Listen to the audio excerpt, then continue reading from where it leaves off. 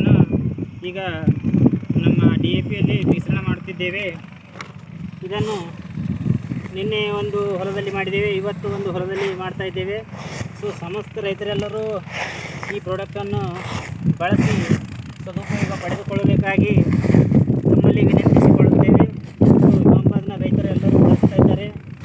So ನಾವು ಬಳಸಬೇಕು.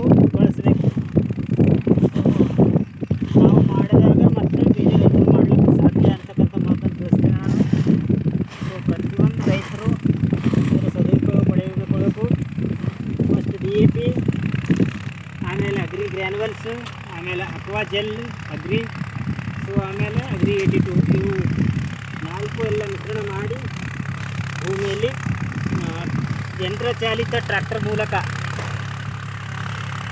ಈ ಗೊಬ್ಬರವನ್ನು ಬಿತ್ತನೆ ಮಾಡಿ ಆಮೇಲೆ ಹತ್ತಿಯನ್ನು ಪೂರ್ವವಾಗಿ ತಮ್ಮೆಲ್ಲರಲ್ಲಿ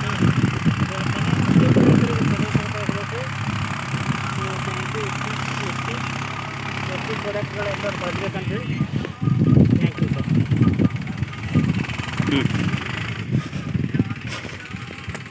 ಆಯ್ತಾ ಕಟ್ಟು ನೋಡಿ ಆಗಿದೆ ಆಯ್ತು.